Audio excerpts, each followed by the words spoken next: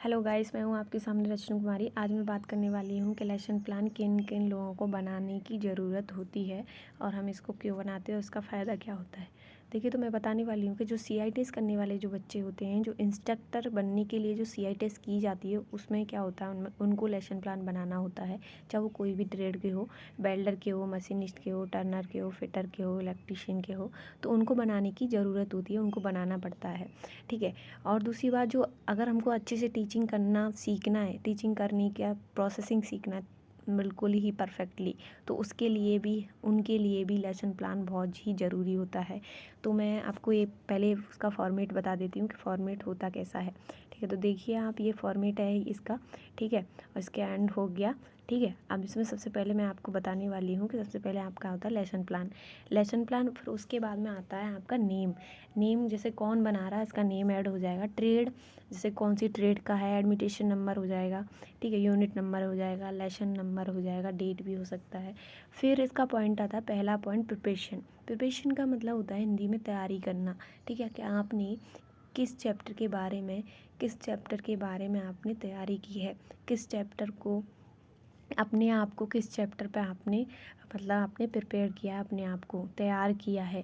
ठीक है, उसके बाद में आता है हमारा टाइटल। जैसे मान के चलो, मैंने एक पर्टिकुलर फिटर का ही ले लेती हूँ कि जैसे कि मैंने फिटर का स्टील टूल लिया है, या बियरिंग लिया है, या चीजल लिया है, या फाइल लिया है, या हेक्सा लिया है। ठीक है, या मैंने हीट ट्रीटमेंट लिया है, या मैंने मेटल वाला लिया है। तो मान के चलिए मैंने ले लिया हैमर। ठीक है, कि मैंने हैमर पे तैयारी की है। ठीक है, तो मैंने हैमर पे प्रिपरेशन की है। ठीक है, तो फिर क्या है, मैंने हैमर पे प्रिपरेशन की है। उसके बाद में क्या है हमारा कि अभी क्या है, मैंने टाइटल की हैमर लिख दिया। उसके बाद में ऑब्जेक्टिव में ये आता है कि मान के चलो हमने आपने हैमर पे तैयारी की है, तो उस हैमर में से आपको क्या करना है, 4 पॉइंट बनाने हैं। उसमें से इतना मटेरियल ऐड करना है जो 4 पॉइंट में वो हो जाए, जैसा अच्छे से आप क्लास ले पाएँ। ठीक है, जैसे मैन वो होता है। ठीक है, तो आपको सबसे पहले क्या कहते हैं, सबसे पहले आता है ए पॉइंट में हमारा इंट्रोडक्शन। आप भी जानते हैं कि सबसे पहले अगर किसी भी चैप्टर के बारे में अगर बता रहे हैं, अगर हम कोई भी चीज़ पढ़ा रहे हैं, तो उसके बारे में पूरी जानकारी तो होनी चाहिए पहले कि वो होता क्या है। ठीक है, तो इसलिए आपको क्या है, सबसे पहले state the introduction of hammer. ठीक है, ऐसे करके आप क्या करेंगे, चारों पॉइंटों में फिल कर देंगे। जैसे पार्ट्स वगैरह होते हैं, यूज वगैरह होता है, प्रिकॉशन वगैरह होता है, स्पेसिफिकेशन भी होता है हैमर में, तो वैसे ही। ठीक है, उसके बाद में तीसरा पॉइंट है आपका टीचिंग मटेरियल। जैसे कि मान के चलो आपने 4 पॉइंट फिल कर लिए। ठीक है, फिर बाद में 4 पॉइंटों को उनको मतलब बताने के लिए, ब्लैक बोर्ड पे लिखने के लिए किस किस चीज़ का यूज कर रहे हैं आप। जैसे पॉइंटर हुआ, प्रोजेक्टर हुआ आपका, जैसे चॉक हुआ, चार्ट बोर्ड हुआ आपका, वाइट बोर्ड हुआ आपका, ऐसे करके आपको इसमें ऐड कर देना है। फिर आता है आपका इंट्रोडक्शन में आपका रिव्यू होता है और मोटिवेशन होता है। ठीक है, रिव्यू का मतलब होता है पिछली क्लास का रिवाइज करवाना। देखो, पिछली क्लास का रिवाइज करवाने का जो तरीका होता है वो इसलिए होता है, पता है क्या, कि आपको पिछली क्लास का रिवाइज करने का जो तरीका होता है इसलिए होता है कि हमारा जब हम क्लास में आते हैं तो हमारा माइंड मतलब तो ऐसे होता है ना, प्रेजेंट बॉडी एब्सेंट दिमाग होता है। तो वो वाली कंडीशन से निकालने के लिए हम रिव्यू का कराते हैं। जैसे मान के चलो हमने पिछली क्लास में कोई चीज़ पढ़ाई है, तो उसके बारे में थोड़ा रिव्यू करवा दे, रिवाइज करवा देते हैं।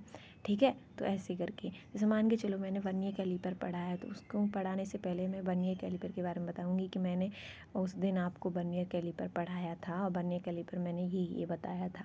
ठीक है, तो आपको ऐसे वो करना है। ठीक है, उसके बाद में आपका क्या होगा,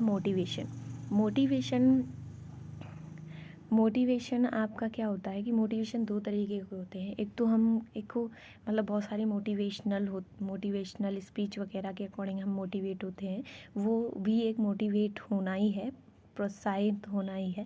ठीक है, दूसरी बात होना है कि इसमें हम चैप्टर से रिलेटिव ही मोटिवेशन देते हैं कि ठीक है, जैसे कि होता है कि कभी कभी हमारा जो मोटिवेशन होता है वो इंट्रोडक्शन में ही दिया होता है।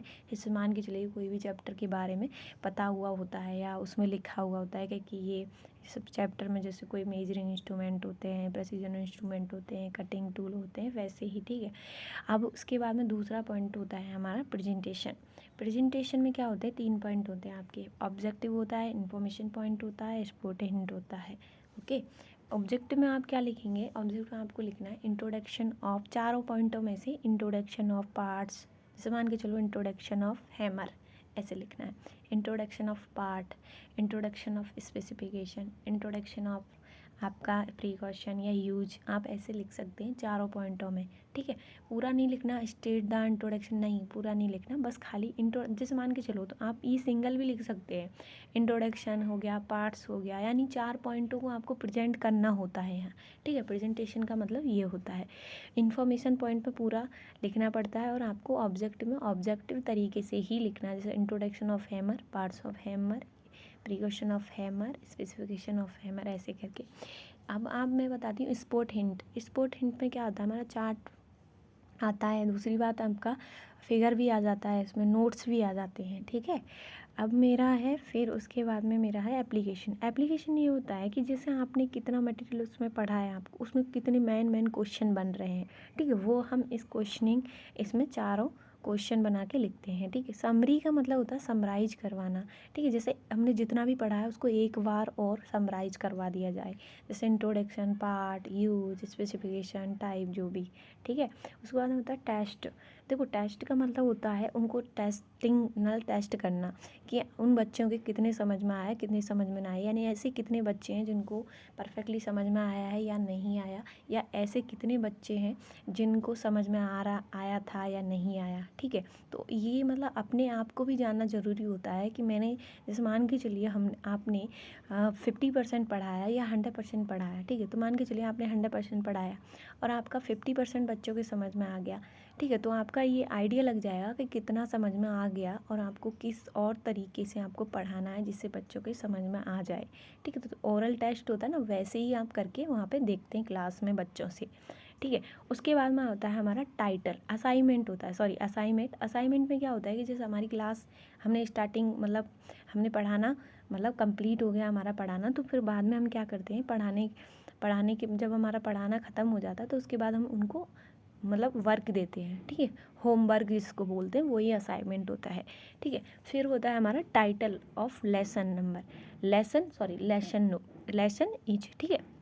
इसमें क्या होता है कि अब हमारा एक तो लेसन बन गया, इसमें हम दूसरा लेसन बना कि अगला हम और दूसरा कौन सा लेसन प्लान बनाएंगे या कौन सा लेसन बनाएंगे, किस चैप्टर पे लेसन बनाएंगे, ठीक है, वैसा होता है, ठीक है। तो आई होप, मैं समझती हूँ आपकी समझ में आ गया होगा। तो ये हमारा आज का लेसन प्लान था, ठीक है। तो हमारा कंप्लीट हो गया लेसन